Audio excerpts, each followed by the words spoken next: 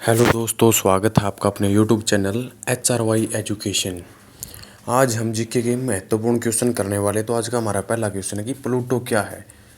Pluto एक बौना ग्रह है और अब बौना ग्रह होने के कारण इसको ग्रहों की जो श्रेणी से निकाल दिया गया है। कुल मिलाकर के 8 ग्रह हमारे पास।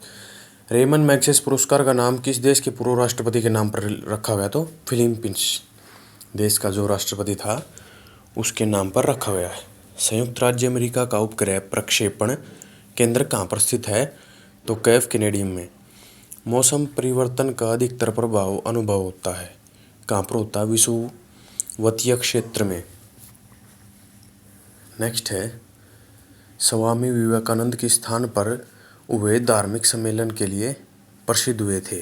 तो शिकागो के लिए। कहाँ पर भूमध्य सागरीय जलवायु नहीं पाई जाती है? तो बोलिविया में। भूमध्य सागरीय प्रदेश को क्या कहा जाता है? तो उद्यमशील प्रदेश इसको कहा जाता है।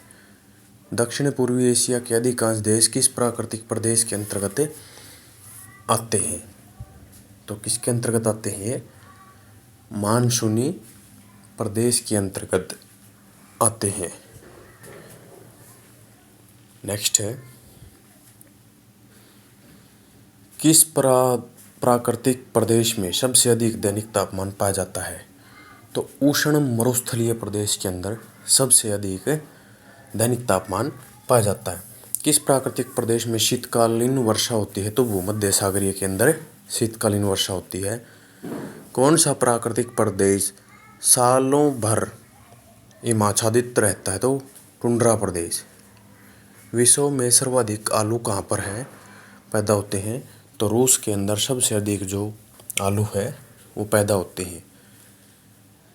सेकंड न्यूफाउंडलैंड के नाम से कौन सा देश प्रसिद्ध है?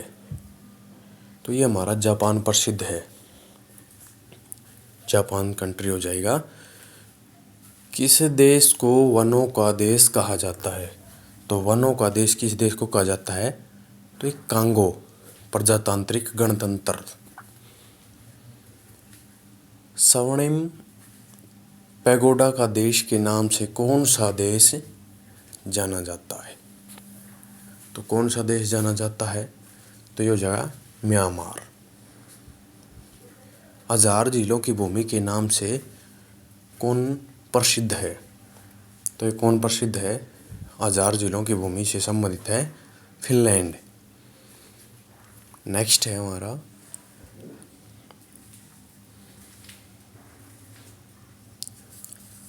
सफेद पैरेल गणतंत्र के नाम से भी कौन सा देश जाना जाता है?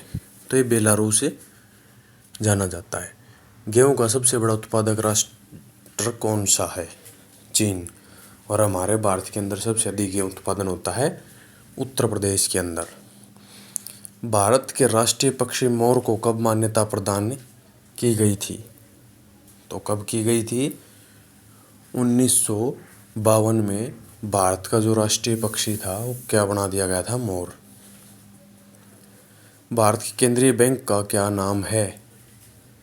भारत का जो केंद्रीय बैंक है उसका नाम है भारतीय रिजर्व बैंक, यानी कि RBI, reserve bank of India.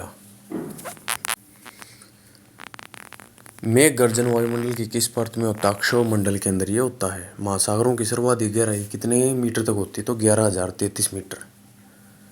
ज्वार भाटा की उत्पत्ति के संबंध में परगामी तरंग सिद्धांत का प्रतिपादन किसने किया था? तो विलियम विवेल ने किया था। कैस्पियन सागर में कौन सी नदी गिरती है? वोल्गा नदी गिरती है। दक्षिणी अमेरिका की सबसे बड़ी नदी कौन सी है? तो ये है अमेजन। एम्बर्ग किस नदी के मुहाने पर स्थित है? तो एल्ब नदी के मुहाने पर स्थित है। रोम या इटली नगर किस नदी के किनारे बसा है? तो रोम आ जाए तो किस नदी के किनारे पर बसा हुआ है? तो ये टाइबर नदी के किनारे पर बसा हुआ है। उत्तराखंड का दूरदर्शन केंद्र कहाँ पर स्थित है? उत्तराखंड का जो दूरदर्शन केंद्र है वो मसूरी के अंदर है। महात्मा गांधी की अनुपस्थिति में भारत छोड़ो आंदोलन का नेतृत्व किसने किया था? अरुणा आसफ अली ने। अफगानिस्तान की संसद का क्या नाम है? तो अफगानिस्तान की जो संसद है उसका नाम है शोरा। सरिस्का किस राज्य में स्थित है? सरिस्का राजस्थान में स्थित है। सरिस्का पूछा जाए तो राजस्थान में। दशमलव पद्धति का उद्भव खालिस्तान में हुआ। तो ये कहाँ पर हुआ था? ये भारत में हुआ था दशमलव पद्धति का। सरिस्का आ जाए राजस्थान में, दशमलव पद्धति का आ जाए तो भारत में।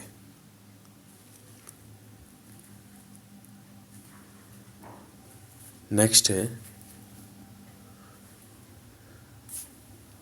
इम्पोर्टेंट क्वेश्चन है दशमलव पद्धति से संबंधित जो क्वेश्चन है ये हमारा बहुत इम्पोर्टेंट क्वेश्चन है। इससे भारत में सबसे पहले सिक्के किस प्रकार के होते थे?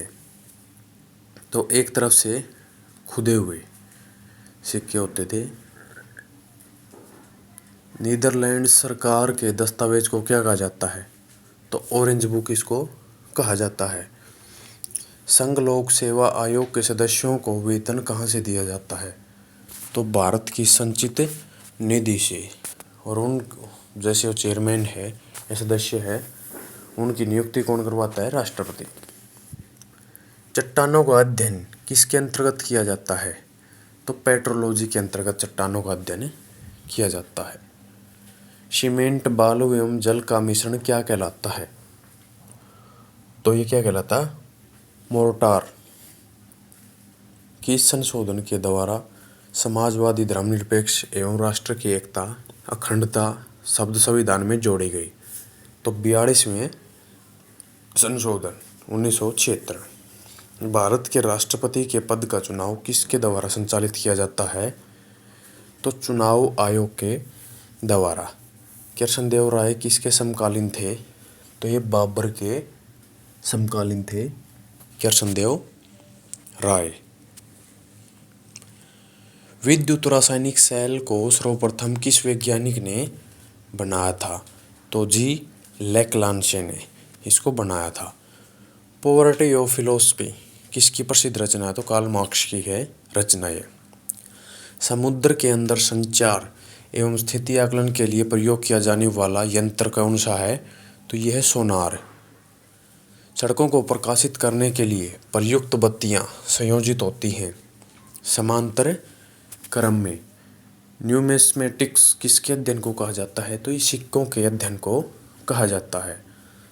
भारत का प्रथम नाभिकीय ऊर्जा संयंत्र ये हमारा कहाँ पर स्थित है?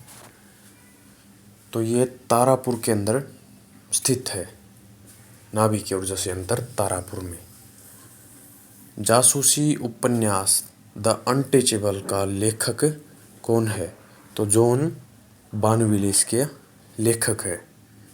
नेक्स्ट है भारत की संसदीय शासन व्यवस्था किस देश के निर्वाचन पद्धति के अनुरूप है? तो ब्रिटेन के। किस ग्रह को सुबह का तारा कहा जाता है? शुक्र को।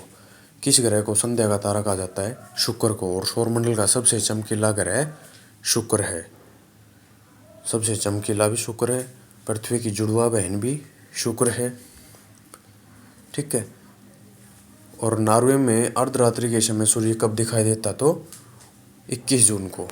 वीडियो अगर आपको अच्छी लगे तो लाइक करें, चैनल को सब्सक्राइब करें ताकि आगे आने वाली वीडियो का नोटिफिकेशन आपको जल्द से जल्द मिल सके। मिलते हैं नेक्स्ट वीडियो में।